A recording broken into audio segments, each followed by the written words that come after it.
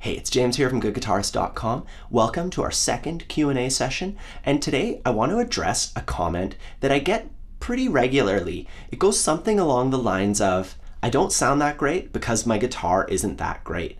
If I had a nice guitar like yours, I would sound way better.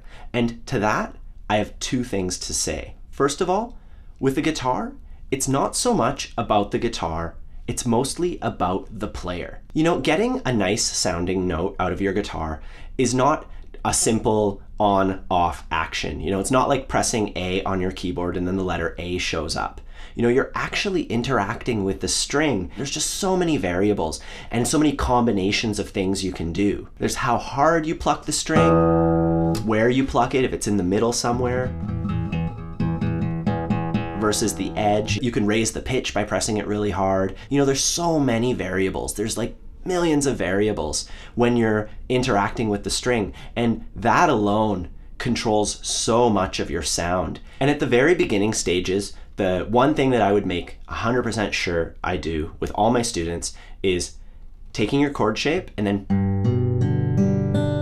plucking each string to make sure that they all ring out clearly. You know, these are troubleshooting steps. And once you're past the troubleshooting steps, like once you've got all that and you can easily strum through songs and put your fingers in the right place and the notes are clear, then there's tons of advanced things you can do. You know, it's pretty limitless in the amount of control you have over it, since it's not a digital thing. You know, it's not just on or off, like pressing a button on your keyboard and something showing up.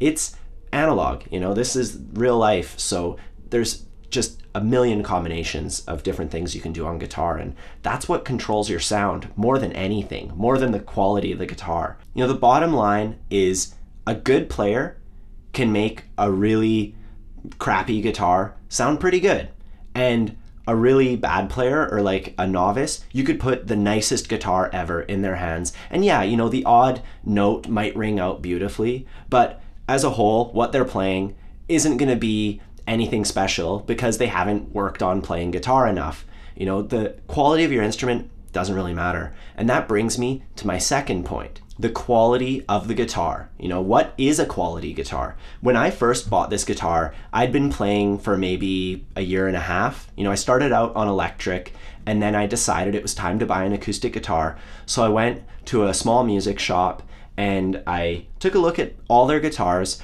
and there were tons of guitars in the same price range as this one, but this one felt a bit better. You know, I brought a tuner with me, or maybe I asked to borrow one, I don't remember, and I checked the intonation. That's really important. You pluck the open string, you make sure it's perfectly in tune, then you press the 12th fret, and you see if it's in tune. That's, for me, number one, because most instruments on the cheaper side, they have a tendency that as you go up the fretboard, they go more and more out of tune. So instead of getting like a good B chord, it's kind of flat, you know, it's not a in tune B chord. So that was the first thing that I made sure of. And other than that, this guitar did feel good compared to other guitars in that price range. And the reason why I could tell if it felt good was simply because I had experience playing guitar. I'm not some guitar aficionado, but I knew what my guitar felt like. So I had a baseline. I knew, like, this is what my guitar feels like. And I could tell, does this guitar feel better than mine, or does it feel worse than mine? And once you've been playing for a while, you'll be able to do that too. You know, it's really simple as long as you have your baseline. You can be like, oh, this is way easier. This sounds way more beautiful. Or, oh, this doesn't really sound good at all. And to finish my point, it kind of saddened me, but I saw this on Craigslist, this exact same guitar, for 325 bucks. Anyways, I hope that helps people who think that, you know, maybe their guitar is too crappy and that's why they don't sound good. Sometimes, yeah, your guitar is too hard to play and you should take a look at getting it fixed up or even swapping it for another guitar. But a lot of the time, the difference between somebody who sounds good and somebody who doesn't is not in the guitar, it's in your fingers. Anyways, I hope you found this helpful, and I'll see you soon. Have a good one.